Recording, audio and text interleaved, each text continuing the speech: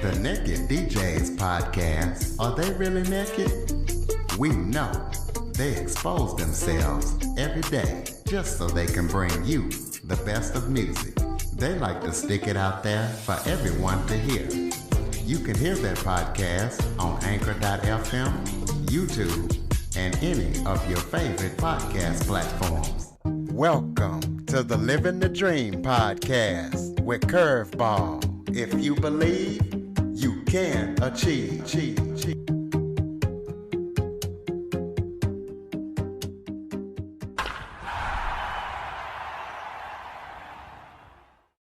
Welcome to the Living the Dream with Curveball podcast, a show where I interview guests that teach, motivate, and inspire.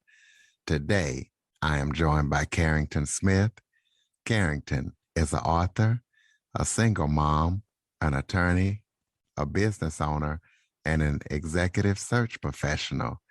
Carrington was born with a silver spoon in her mouth, but despite that, she experienced insurmountable trauma. So we're going to be talking about her life and all that she's been through, as well as her book.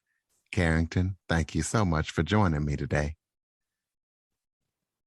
You're welcome. Thank you for having me. Why don't you start off by giving everybody a little bit of background about yourself? Sure. Well, despite all the descriptive terms that you used, I would describe myself as just an ordinary girl. I like to believe that one of the reasons that my book is so powerful is because it really deals with a lot of universal truths that, are relevant to all of us. But my background begins way back, a couple generations back. My great-great-grandfather founded International Paper Company, which is the largest paper company in the world.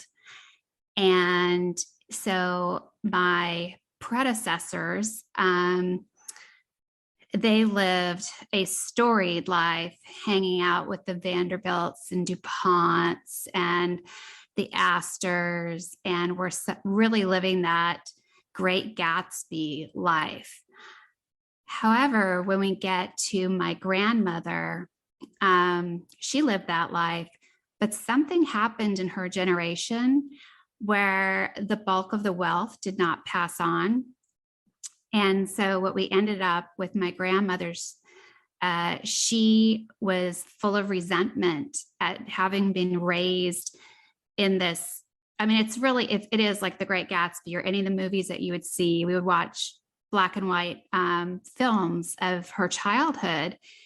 And it was just, it's indescribable how amazing it was. So she went to this exclusive boarding school called Miss Porter's School. Then she went to finishing school in Switzerland and had her debut at the Ritz-Carlton in New York, married someone who was equally socially privileged. And again, I don't really understand what happened, but the bulk of the wealth didn't pass to him either. So my grandfather and grandmother, particularly my grandmother, were very, very spoiled children who grew up full of resentment, but also trying to cling to their high society past and insistent that we still, them and my parents, and even down to us, remain members of all these exclusive clubs, go to all the right schools, and held us to the standard that we were expected to live up to the lifestyle of her father, so my great-grandfather. So I was brought up in a family that was full of expectation, but didn't have the money to support it. And the money that they did have, they focused on my older brother and older sister to make sure they went to those same kinds of schools and had those same kinds of experiences. But being the third child, I was expected to live up to these expectations, but had none of the family or financial support. And a family that just was so full of resentment. So while I literally was born with a sterling silver monogram spoon from Tiffany and Company, and their silver cups, the life that people would think that I lived is not the life that I lived. My brother and sister lived some of that life. I didn't at all. Well, tell us about the life that you did live, despite having a silver spoon in your mouth. Yeah. Well, it was only in my mouth in the beginning. But so my brother went to Stanford. My sister went to this same private school, female boarding school called Miss Porter School, that my mother and grandmother went to. And then when they got to me, they said, can you switch to public high school so your sister can go to Miss Porter's? And can you go in state for college? Because we're going to pay for your brother to go to Stanford and your sister to go to University of Southern California. And so as the third child, I wasn't given the opportunities that they were. And what happened was when I went to Washington State University, in the fall of my sophomore year, I was raped. And I was told by a sorority sister and by my parents never to speak of it. So again, a family with no support, emotional support even. So I kept it a secret and I transferred to the University of Texas at Austin. And I never really dated. I lived out the message that the rapist had given me, that I was not worthy of being treated like a woman, that I was just worthy of being tossed aside and treated horribly. And so I repeated that message and became promiscuous, never had a normal relationship. And then when I got to law school, I met a guy, and I would say we were friends with benefits. But there was an emotional component to it. And suddenly all that trauma from the rape came bubbling up. And I lashed out at him, and feeling that I owed him an explanation for my behavior, I sat down at my computer one day and wrote the story of my rape. And that was the first time I'd ever written a story about my life. And it was so healing because, first of all, I was finally getting it out, but also by writing it, I didn't have the immediate filters or judgments that I had when I told my mother or I told my sorority sister. And when he received that story, he responded with compassion. And so that was the first moment, and that was 6 years later, that I was actually able to begin to deal with the trauma. Well, tell us how you came up with the name Carrington. What is that? Does that have a special meaning? It's a family name, actually. So I was born Carrington Anna Reed Smith. And so my acronym was CARS. Lots of names in my family. And for most of my life, I've gone by Carrie.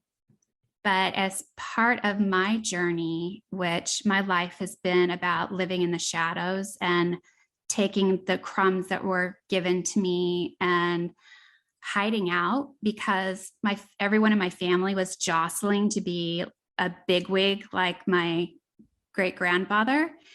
And so I was always sort of the person in the background, trying to avoid being stepped on or hurt, and never embraced that name, Carrington, which in my mind is such a powerful name. And so part of my journey is stepping up and owning my God-given name. And I think it is interesting that Carrington is about caring, and that is very much my persona. So it is neat in that way. Well, it definitely is a powerful name, Carrington. Thank you. Well, the guy, when you told him your story and told him what happened to you, and you said he responded with passion, compassion, Compassion. yeah, Yeah. compassion. How long did you guys last? Are you guys still together? You guys still friends, or how did that work out? Oh, yeah. Well, it's again that luckily because he was a friend, he acted as a friend would, and I was no way I wasn't prepared to have any kind of normal relationship at that point. I still had so much of that trauma to deal with. So we never even really dated. We just had that situationship, I'll call it, um, for probably about a year through law school. And then I actually there's some really entertaining stories in the book about how I've actually been married twice. The first person I married was, wait for it, a bar manager on Bourbon Street. So this guy, when he proposed to me, I thought, there's no way my father will ever bless this marriage. My father being a total snob, elitist, and I have to add, a lung doctor. And the guy that I married, his name's Bo, he was a smoker on top of everything else. So I thought there's no way. So I told him, good luck. And he met my father, and my father said to him, she's all yours now. And he came back triumphant and said, your dad did everything but hand over your birth certificate. So there's a lot in my book about my relationship with my father and my abandonment issues with him. But wow, didn't that put the icing on the cake? Anyway, go Speaking ahead. of your book, let's go ahead and tell the listeners what they can expect when they read it and where they can purchase it, since you're already, kind of getting into it. Thank you. Yeah. So the book comes out November 16th on Amazon.com, and it'll be in all the formats from ebook to, hardback, paperback, audiobook. The title of the book is Blooming: Finding Gifts in the Shit of Life. And the way that I arrived at that title was, as we were going through COVID, I actually wrote this book, and I thought about, just people got really authentic and gritty during COVID, right? Saying this is a shitstorm of a lifetime. And really came to realize that I was approaching COVID as if it was an opportunity. And while I was hearing this, it really reminded me of a saying one of my friends said to me, which was, with adversity comes opportunity. So I had learned that through all the traumas and difficulties and failures and challenges of life, the shit, that there were gifts in all of this. And so I started to approach, so mindset is a muscle, I like to say. I had learned to start approaching these moments of terror or trauma or failure or difficulty with an eye towards the opportunity or the gift that was within it.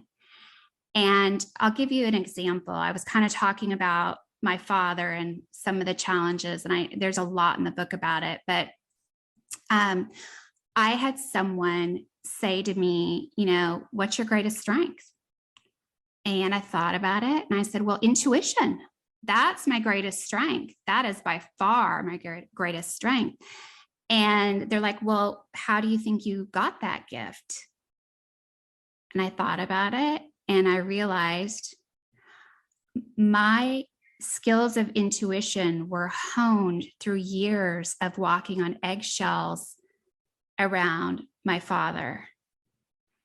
And if I hadn't gone through those hard times, I wouldn't have received the gift.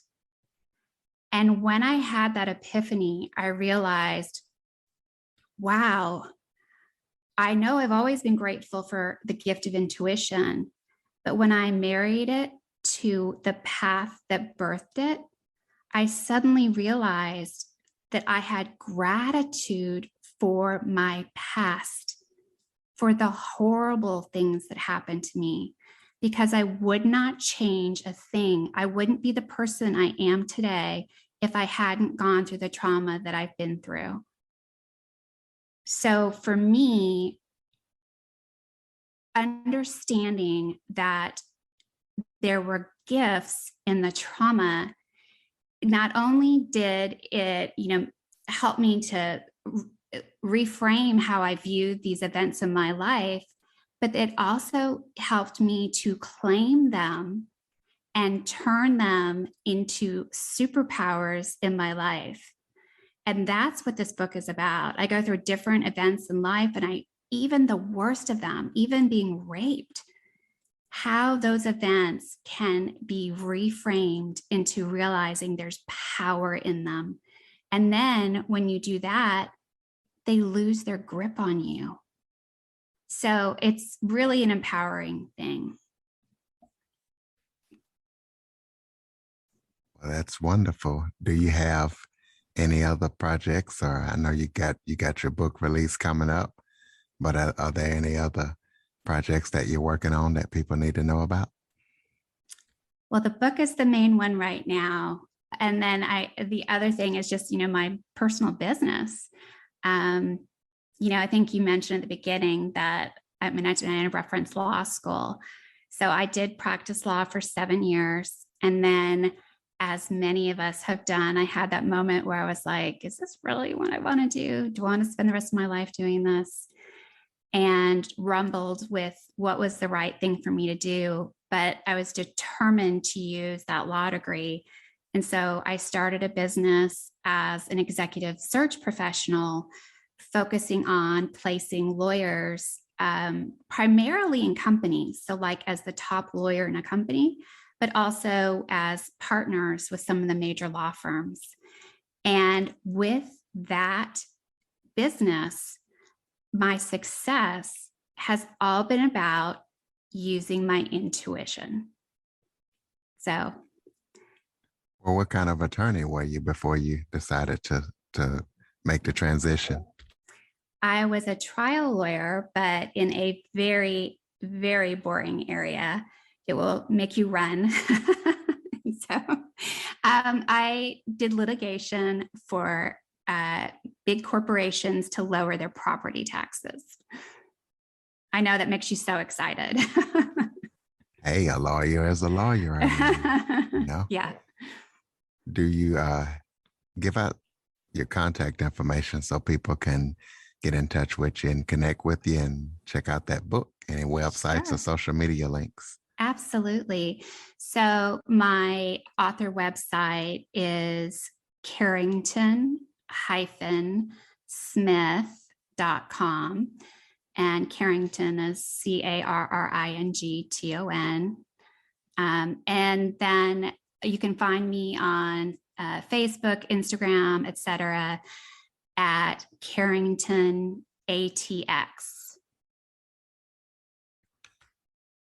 Do you have any final thoughts to close it out about any comments about trauma, or maybe how you're doing today after everything that you've been through? Because I know you're also a single mom as well. Yeah.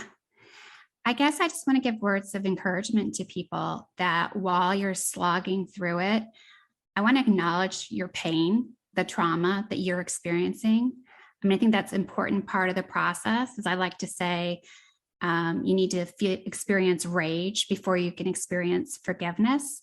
And so likewise, for all the people who are suffering out there right now, I acknowledge your pain and trauma, but just to plant that seed of hope, just know that with these adversities come opportunities and gifts, and my life is living proof of that.